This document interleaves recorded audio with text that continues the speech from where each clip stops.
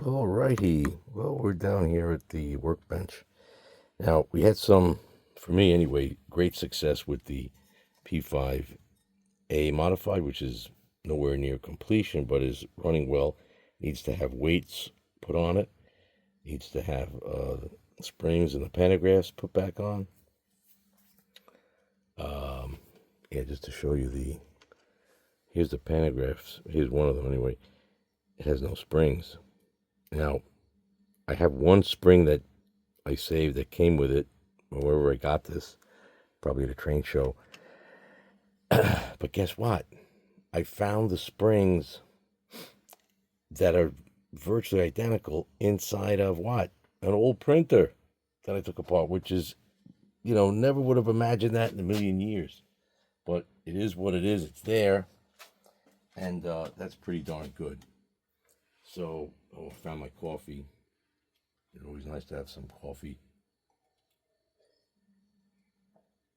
So we have to paint it New Brunswick green because I found out that the Pennsylvania Railroad only used New Brunswick green in the 1930s. It wasn't until 1952 that they introduced Tuscan red. And then by that point, the P5As were all relegated to freight, and they also made the determination that all freight would be green, and the I guess passenger line would be, more like this royal Tuscan red. So, okay, by the way, this is a Penn Line shell, and I can't really do what I was doing to make these into P5As because the motor unit would have to go in here. And as you could see, there's this widening of the, I guess, the shell metal that's there. And here's just an example of a, Lima Power. It's a little bit tight. Now, maybe I could get it, I mean, maybe I could fill, but it's really tight. It's really tight. So, but the G for the motors on each side here, look at $5, not bad. So, where are we with this? Well, we made these parts, and these parts are going to be the mounting plastic for these lead trucks. So, the idea is to put this on like that. Of course, it's not lining up with the... Gee, how did that happen? It's not lining up. Those holes have to be widened. Let's see this one. That's okay. It's plastic. Yeah, this one's better. Yeah, I widened it. So when you want to widen it and you don't want to tear it all up altogether, let's see. All right, you could use an X-Acto because again, this is soft plastic. And I'm only cutting on one side.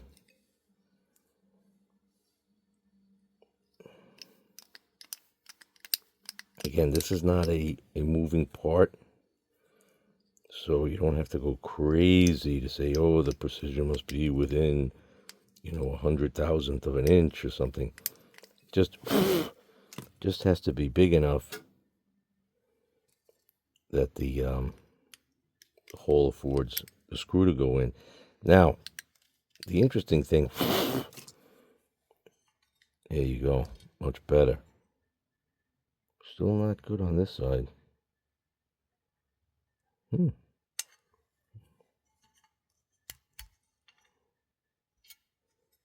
right, there you go. Nope. Still. How did I screw that up? See, you could always screw things up. This one looks like they're better oriented. Yeah, now how?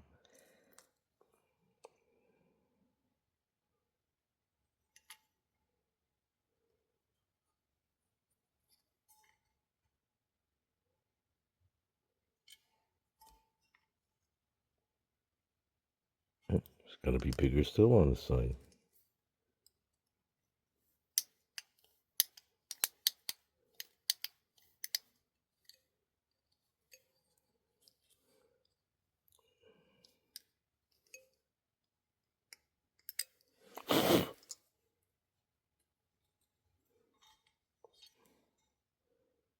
Okay, that looks good.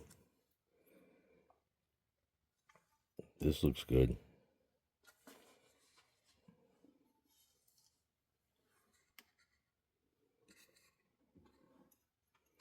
Right, so you got them both here. This I've got to put a bolt, a spring, and a washer. A bolt, a spring, and a washer. A bolt, a spring, and a washer. Wow, I miss Radio Shack.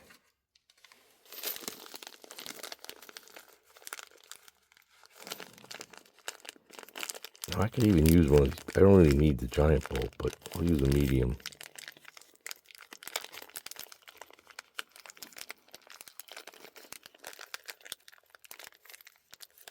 That's a giant one. Don't really need the giant one. I think the medium one will be just fine. Let's put the giant one back.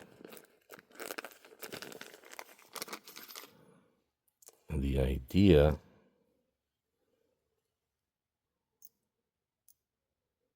what is the idea? I'm going to put this in here like that. And we're going to get one of these springs that I found to give it a little tension. That was very scary.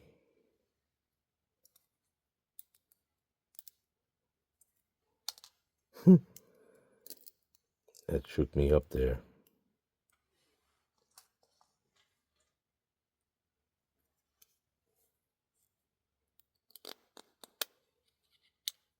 Right? That's good. Now where are the little bolts? I mean the nuts. Oh, I'm running low. I hope I have some more somewhere else. Because I guess I could get them from China. Probably cost $1 million now.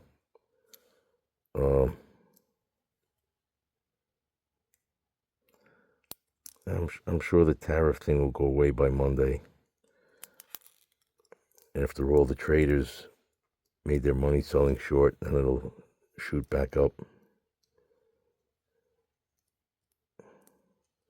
Must be great to be in charge of the stock market.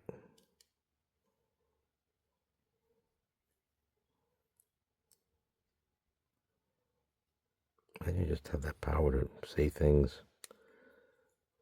and the world runs and hides.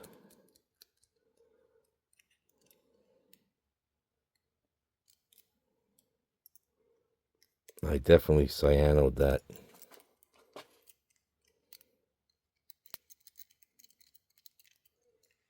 See that?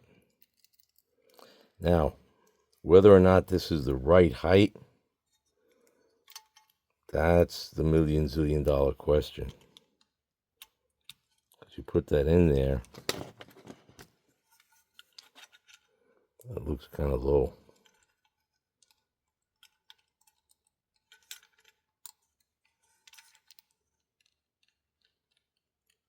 But it also could ride like that on its own weight.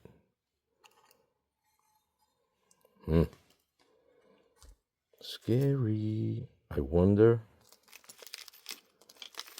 if these little bolts will do the job. Because they're really, machine bolts. And, oh boy, don't have a lot. They're machine bolts. And, these holes are not tapped, to have a thread. But that's like cheap white metal, and this is steel. So they may cut their own threads. And I always could cheat and put a wood screw, those brass ones I have.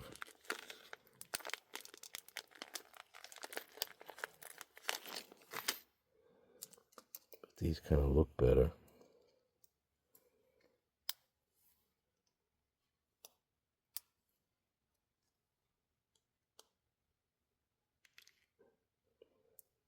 I kind of thought these holes would be big enough that this thing would go right through.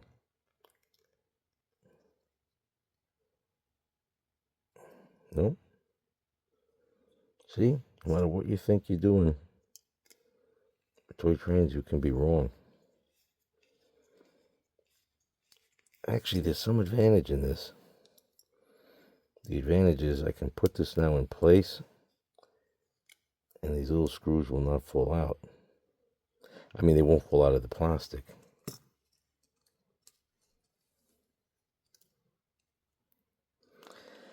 You might say, where'd I get this nice plastic? Well, remember that printer I took apart a couple months ago? I saved some of the plastic. See that? And you could make all kinds of stuff out of it. Instead of saying, oh, now I have to go expend money and buy expensive sheet styrene.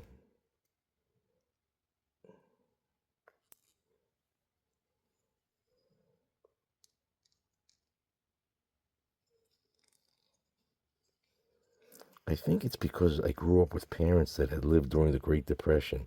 And they were like, do not waste anything. You never know when you might need it.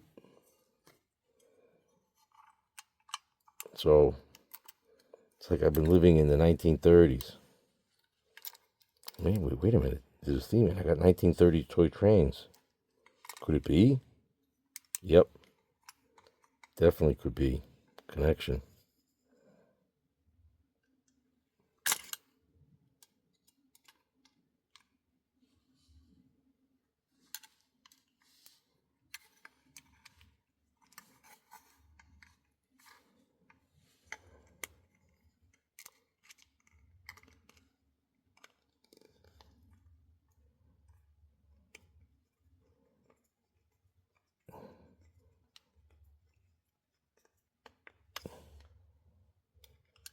She's not going in.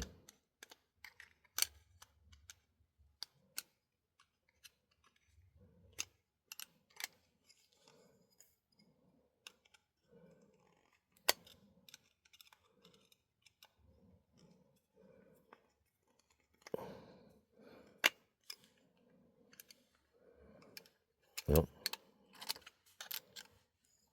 It's very close. Let's see if we get this side on. It just seems like this one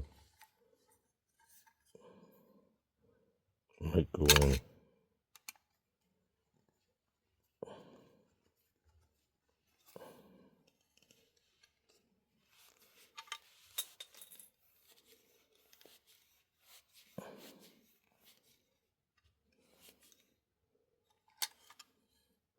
We're putting it on the wrong way.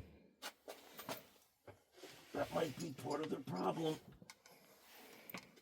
Yeah, this is supposed to face the other way.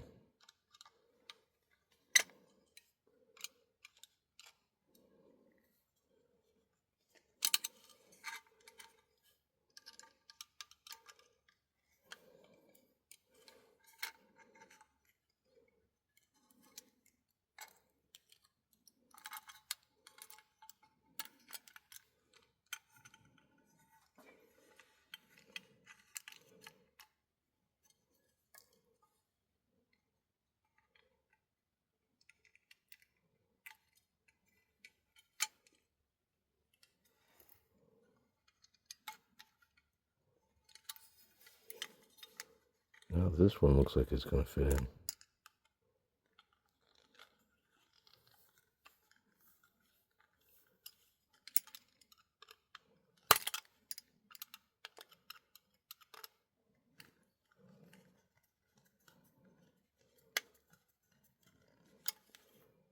Hey, that's good. We could just get this one.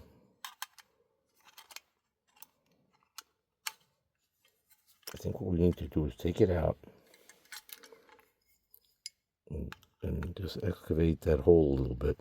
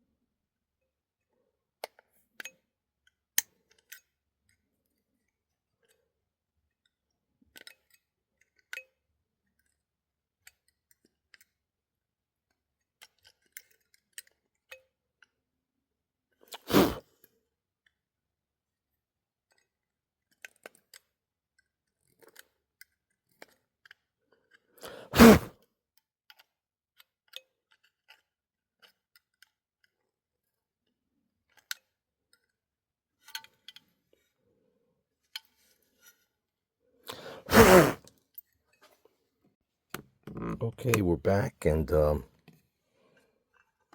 able to get that bolt in. This is a little tight, but it doesn't have any lubrication, and I think this maybe should be loosened just a little bit.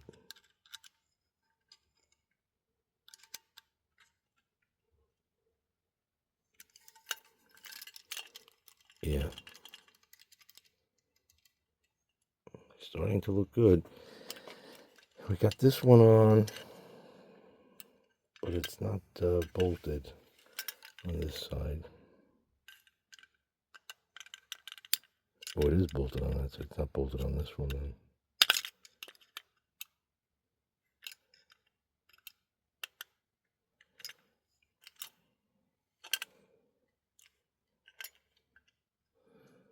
Oh, those are bolted.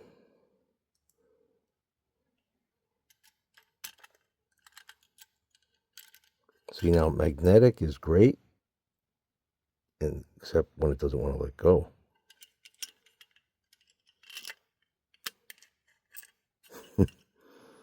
Imagine that. Maybe I need copper. That would be a first. Copper pliers. You know what? I'm going to try it a different way. I'm going to use these super strong, the magnet trick. Ta-da! The magnet trick.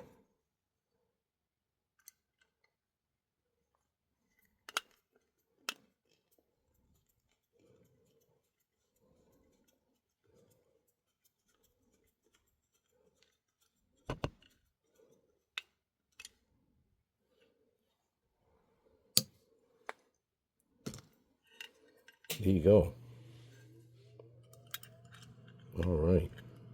Now this is hanging a little low and this is a little tight. This might be a little too loose. Let's tighten this up a little bit.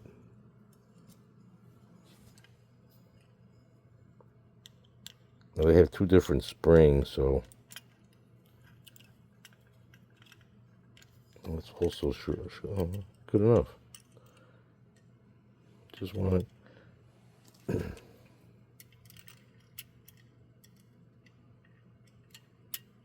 See, this is not going to give any problems with the insides because they move, and these can swing out. See, once you got that, once you've got this ability to swing out, you're going to hug the tracks much better. So that looks all right, but of course we won't know until we put this with this back in it. And then you have to attach these because otherwise, wait a minute, this is powered. Which is the neutral? I'm gonna have to check it with a. I can't see it. Oh, that one's definitely. Yeah, it's right. This is neutral here. You know, insulated rather. So I'm gonna, before I put that on, I'm gonna have to open these wires up and make a clip attachment somewhere on here. And then this,